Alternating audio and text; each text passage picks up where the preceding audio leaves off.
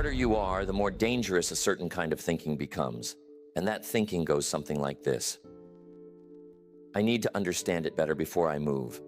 I need to study it more. I need to get my mind right first. Smart people say this constantly, and the whole time they're saying it, they believe it's wisdom. It isn't wisdom. It's a trap with a very sophisticated disguise. The average person who doesn't know much just jumps in. They try something, they fail, they adjust, and they try again. They don't have the luxury of endless analysis because they're not carrying around a library of reasons to wait. But the intelligent person, they've read the books, they've studied the examples, they can see 10 ways it could go wrong before they even start. And so they wait, and they keep waiting, and they call it being thorough. I've watched this pattern play out more times than I can count. A person with real ability, real potential, real intelligence, sitting in the same spot 5 years later, not because they didn't work hard enough mentally, but because all the mental work never turned into physical movement. The thinking never became doing, and the years went by, and the gap between what they knew and what they had built kept getting wider. There's a cost to intelligence that nobody warns you about. When you know a lot, you also know a lot of reasons to be cautious. You can see the risk. You can map the downside. You can build a case against almost any move. And if you don't catch yourself doing it, that ability will quietly steal your momentum before you even realize it's gone. Think about it this way. Every time you understand something new, your brain registers it as progress. You feel the satisfaction of learning. You feel like you're moving forward, but learning and moving are not the same thing. You can spend 5 years getting smarter and have nothing to show for it in the real world. No product, no customers, no results, no proof that any of it was real. Just a sharper mind and an emptier bank account. The trap is designed to feel like responsibility. It's dressed up as diligence. It sounds like, I just want to make sure I'm doing this right. But what it really is, at its core, is a way to postpone the discomfort of action by substituting the comfort of thought. And smart people are exceptionally good at this. They can keep that substitution going for years without anyone, including themselves, recognizing what's actually happening. Here's what you need to understand about the marketplace. The marketplace doesn't pay you for how much you know. It pays you for what you deliver. It doesn't give you credit for your preparation, your research, your planning sessions, or your understanding of the theory. It only responds to output. And a person with half your knowledge, who moves twice as fast, will build twice the result while you're still in the planning phase feeling productive. There is also a psychological cost to prolonged preparation that people rarely acknowledge. Every month you spend preparing and not executing, something in you starts to soften. The urgency fades. The excitement of the original idea becomes familiar, and familiar things lose their power to move you. What was once electric becomes routine, and you start to wonder, maybe I'm not that serious about this after all. But you are serious. You've just been spending your seriousness in the wrong place. Some of the smartest people I've ever encountered had almost nothing to show for decades of intelligent thinking. And some of the most successful people I've met had no particular genius. They just had the willingness to act before they were ready, fail before they were comfortable, and learn on the move instead of learning in place. That gap between knowing and doing is where intelligence becomes a liability instead of an asset. The cure isn't to stop thinking. It isn't to stop studying or planning. The cure is to put a ceiling on preparation and a floor on action. Decide that at some point, a specific point, not a vague someday point, the thinking ends and the doing begins. Not when you're ready, because that feeling rarely comes. When the deadline says it's time. That shift alone has done more for more people than any amount of additional knowledge ever could. I've learned over the years that there is a version of work that feels incredibly productive, but produces almost nothing. It's the work of the plan, the spreadsheet, the outline, the strategy document, the timeline, the framework, the revised framework, the meeting about the framework. It all looks like progress from the outside. It feels like progress from the inside, but it's a very busy form of standing still, and a lot of smart people have made it their full-time occupation. I want you to understand what a plan actually is. A plan is a guess. That's all it is. It's your best current thinking about how something should go. And your best current thinking is always incomplete because you don't have access to all the information you'll need until you're actually in the middle of doing the thing. The plan can only get you so far. At some point, the territory has to teach you what the map couldn't. The problem with smart people and plans is that smart people make very compelling plans. The logic is airtight. The steps are clear. The projections look reasonable. And so the plan becomes something you're proud of, something you feel ownership over. And now it has emotional weight.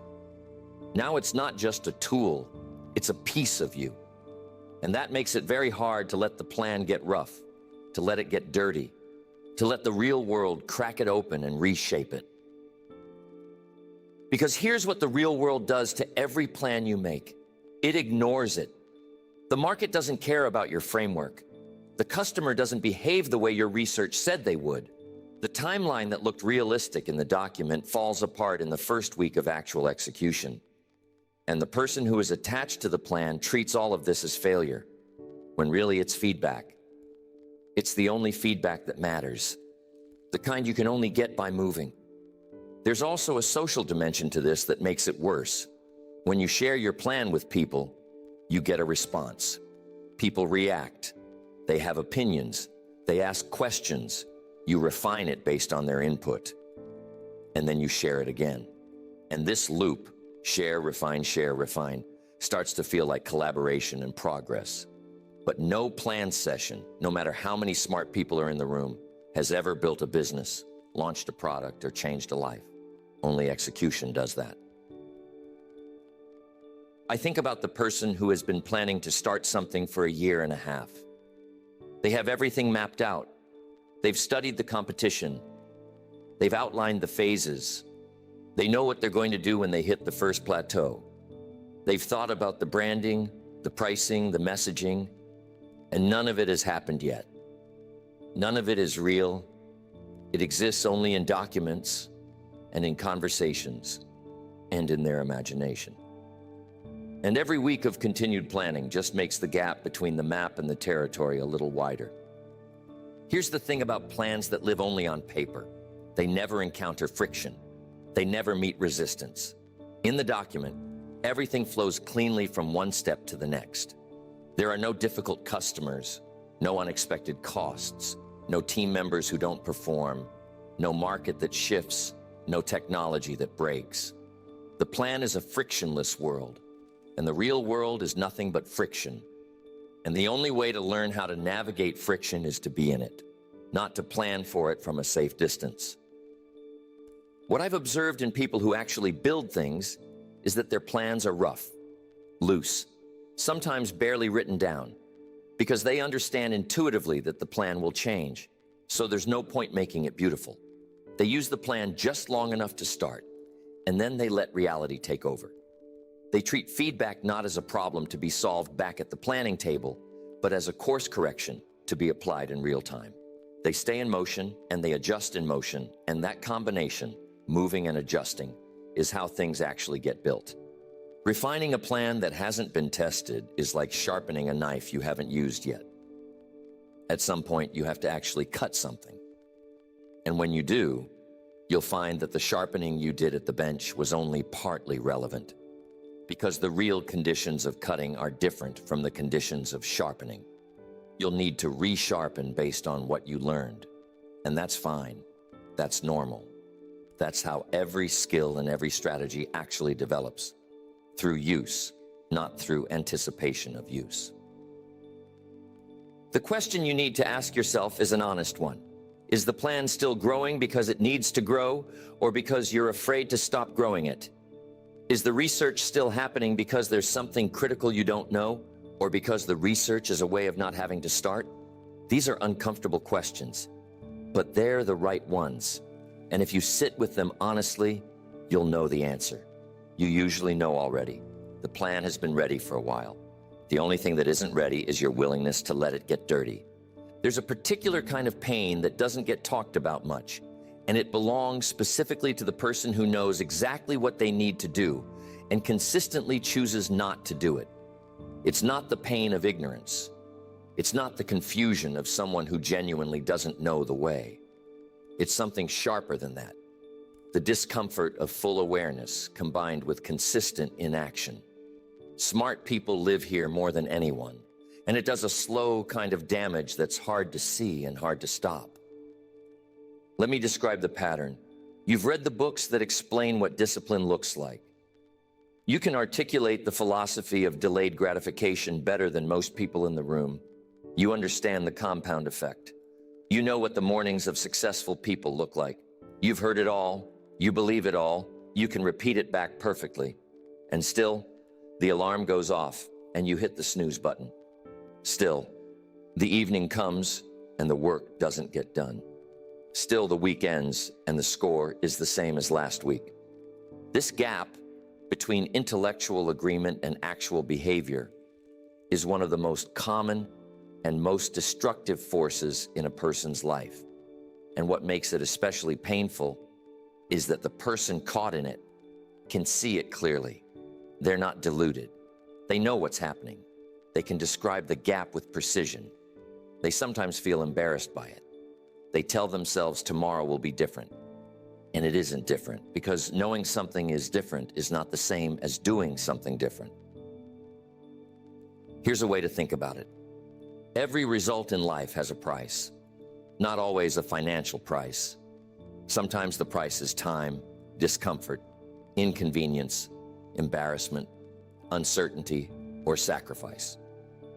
And when you look at a result you want, you can often size up the price pretty accurately. Smart people are especially good at this. They can calculate exactly what it would cost. They can see the early mornings, the hard conversations, the years of grinding, the rejection that comes before the traction. They see the price with clarity. But seeing the price and paying the price are completely different transactions. You can stand outside a store, see the item in the window, read the tag, understand exactly what it costs, and still walk away empty-handed. The understanding of the cost does not produce the product. Only the payment does. And a lot of intelligent people have spent years doing the first thing, understanding the cost, while avoiding the second thing entirely. What makes this particularly subtle is that understanding something deeply can create the feeling of ownership. When you study something long enough, when you can speak about it fluently, when you can analyze it from multiple angles, there's a sensation that accompanies all of that. It's a feeling of proximity to the thing. It feels like you're close. It feels sometimes almost like you're in it, but you're not in it. You're observing it. An observation, no matter how sophisticated, never produces results. Only participation does. There's also a comfort in understanding that action doesn't provide, at least not in the early stages. When you understand something, you're in control of the experience. You can stop when it gets uncomfortable. You can revisit the parts you enjoy. You can hold the knowledge at arm's length and engage with it on your terms. But when you're actually doing the thing, actually executing, actually in the market, actually producing and delivering and being measured, you lose that control. The discomfort is real. The rejection is real. The gap between where you are and where you want to be becomes uncomfortably visible. And that is exactly what most people, consciously or not, are trying to avoid. This is where commitment has to come from somewhere deeper than motivation. Motivation is a feeling. Feelings change. Commitment is a decision you make about who you're going to be, regardless of how you feel on any given morning. The person who waits to feel motivated before paying the price will wait a long time. But the person who has decided, genuinely decided, not optimistically hoped, that they will pay the price consistently, that person doesn't need to feel like it. They just need to do it. What separates people who know from people who build is not intelligence. It's not even work ethic in the conventional sense. It's the willingness to tolerate discomfort as a regular part of daily life, not as a temporary exception, not as a phase you push through until things get easier, as a permanent feature of the landscape, as the price of entry that you pay every single day. And when you accept that, when you stop treating the discomfort as a signal that something is wrong, the price stops feeling like a burden and starts feeling like the work. That shift is everything. You already know what it costs. That's not the problem. The question is simpler and harder than knowledge. Are you going to pay it today? Not when the conditions are better, not when the timing is right, not when you feel more prepared, more confident, more sure. Today, in these conditions, with this level of readiness, are you going to pay it? Because that's the only version of the question that ever gets answered. And every day you defer it, the price compounds in ways that can't be calculated on paper. Walk into almost any conversation with a smart, educated, accomplished person and ask them how they're doing, and they will tell you about their credentials, their degree, their title, their expertise, their reputation in their field, the number of people who respect their opinion. They'll tell you about the books they've read, the courses they've taken, the conferences they've attended, the respect of their peers. And all of that is real. All of it took effort. But none of it is the scoreboard that the marketplace uses. The marketplace has one scoreboard. It is unsentimental. It is indifferent to your effort. And it measures only one thing. What did you produce, and what was it worth to someone who wasn't obligated to care about you? That's it. Not your intention, not your intelligence, not your training or your background or your understanding of the theory. What did you produce, and what did the market, meaning real people with real choices, decide it was worth? Smart people build the wrong scoreboard because the right one is painful. The credentials scoreboard is forgiving. You accumulate points and they don't disappear. You get a degree and it stays. You earn a reputation and it compounds slowly over time. It's a scoreboard designed for long, steady accumulation, and it rewards the behaviors that smart people are already best at. But the results scoreboard doesn't work that way. On that scoreboard, last month's performance doesn't carry forward. You have to produce again, deliver again, and let the market respond again. Every cycle. I've met people who were enormously credentialed and chronically broke, not because the credentials were worthless, they weren't, but because the person was confusing credential accumulation for wealth building. They were playing one game, scoring well, and wondering why the rewards of a different game weren't showing up. You can't win at basketball while playing by baseball's rules, even if you're exceptional at what you're doing. The game you're actually being scored on determines the results you actually get. There's also a social reinforcement problem here that makes it very hard to correct.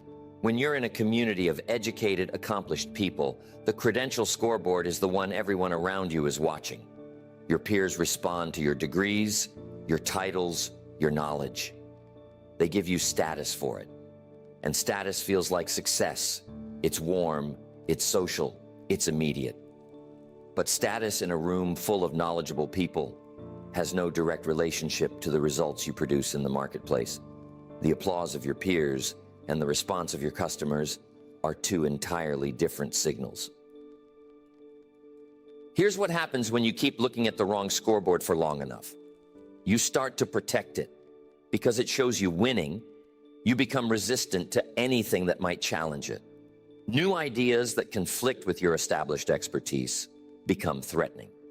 Feedback from the market that suggests your current approach isn't working gets filtered or dismissed. You find ways to reinterpret the evidence so that the credential scoreboard stays favorable. And all of this happens not because you're dishonest, but because you're human. And humans protect the scoreboards they're winning on. The difficult truth is that many of the most valuable things the marketplace rewards are not things that show up in formal credentials at all. The ability to execute consistently under uncertainty, the willingness to do unglamorous work without anyone watching, the capacity to take rejection and come back the next day without resentment, the discipline to keep going when there's no immediate feedback. These are not skills that get certified or celebrated at ceremonies. They're forged in private, in repetition, in the daily choice to do the work when no one is grading you. There's a reason some people who look unimpressive on paper produce extraordinary results, while some people with remarkable resumes produce almost nothing over the long run. The first group is playing by the marketplace's rules from day one. They know that the only thing that counts is the result. The second group has been told over and over again by the educational system and by social reinforcement that the right combination of credentials and knowledge will eventually translate automatically into outcomes. And they keep waiting for that translation to happen, not realizing that no one is doing the translating for them. Changing the scoreboard you use isn't easy when the old one is embedded in your identity. If your sense of self has been built around being the smart one, the educated one, the one who knows more, then switching to a scoreboard that measures only output feels like a demotion. It feels like you're being asked to give something up. But what you're actually being asked to give up is a comfortable illusion for an uncomfortable truth. And the truth, at least, is something you can build on. The illusion is only something you can maintain. Start measuring yourself by output, not by how much you know about a topic, but by what you've actually produced in it. Not by what people think of your expertise, but by what the work has generated in real, tangible terms. This will feel harsh at first. The numbers might be small and the gap might be visible in a way it wasn't before. But that visibility is exactly what you need. You can't close a gap you can't see. And you can't win a game you're not actually keeping score of. At some point, if you're paying attention, something has to change. Not in your schedule, not in your strategy, not in the amount of information you consume. Something in how you see yourself and what you believe your job actually is. Because all of the patterns we've been talking about, the waiting, the planning, the gap between knowing and doing, the wrong scoreboard, they're all symptoms of the same root misunderstanding. And the misunderstanding is this, that your primary value to the world is what you know, rather than what you produce. That might seem like a small distinction. It isn't. It's the difference between two completely different ways of moving through life. The person who believes their value is in what they know will spend their life protecting and expanding that knowledge. They'll study, they'll refine, they'll build expertise, and they'll wonder why the financial and practical results don't match the intellectual effort. The person who understands that their value is in what they produce will use knowledge differently. They'll use it as a tool, not a trophy. They'll point it at problems, apply it to real situations, and let the output be the measure.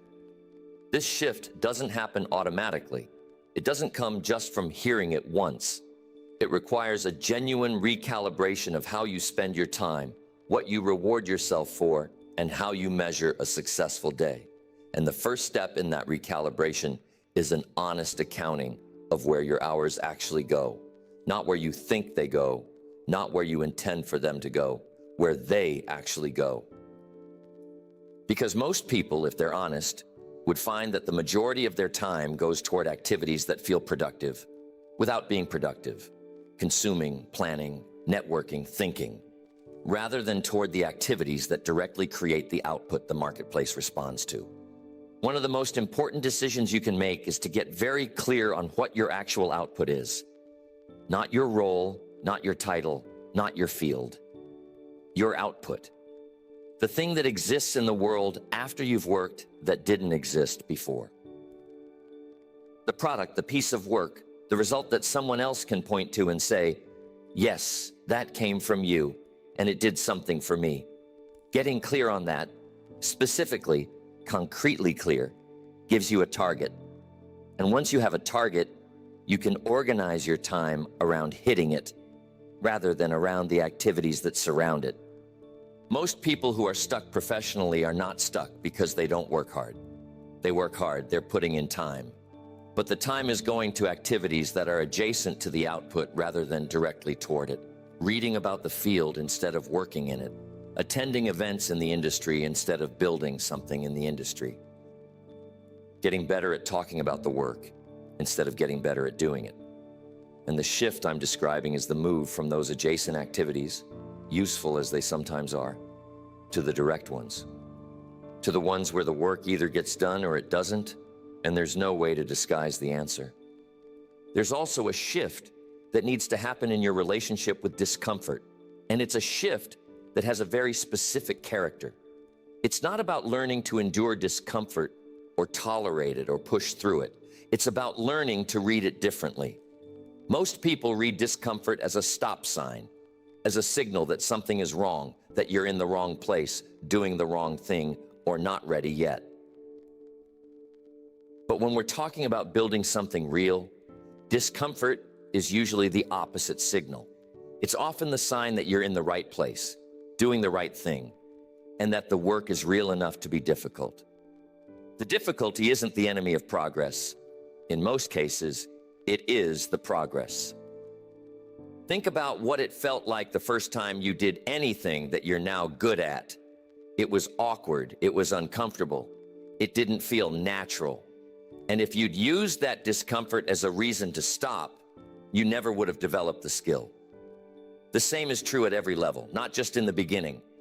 Every time you push into new territory, bigger projects, higher stakes, more exposure, the discomfort returns. Not because something is wrong, but because growth has that texture. It's always slightly uncomfortable. And the people who build significant things have simply made their peace with that discomfort in a way that most people haven't. Now, the practical side of this shift matters too. This isn't only a philosophical recalibration. It has to translate into daily behavior, because all of the understanding in the world does nothing if Monday morning looks the same as it did before. So what does this shift look like in real life? It looks like protecting the hours when you do your best work and guarding them against everything that isn't direct output. It looks like measuring your day not by how busy you were, but by what got produced. It looks like shortening the time between idea and execution, deliberately and repeatedly, until the lag shrinks to almost nothing. It means building a tolerance for incomplete information.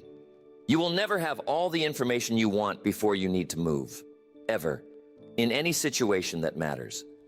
And continuing to wait for the complete picture is just another version of the old pattern with a new disguise. At some point, you have to be willing to act on 70% of the information you'd ideally want, knowing that the remaining 30% will only come through the action itself. That willingness to move before you're fully sure is not recklessness. It's the fundamental operating mode of everyone who has ever built anything real. And here's the last thing, the one worth sitting with. The gap between where you are and where you want to be is not primarily a knowledge gap. You probably know more than enough to begin. It's not a resources gap, because the resources tend to follow the momentum, not precede it. It's a decision gap. Somewhere along the way, the full decision, the real one, the one with weight behind it, hasn't been made. There's been interest, intention, exploration, and preparation. But the actual decision, the one that changes how you spend tomorrow morning, hasn't landed yet. And until it does, the patterns stay. When it does, when the decision is real, everything starts to reorganize around it. Not all at once, not without difficulty, but steadily and unmistakably. That's how it works. That's always how it has worked.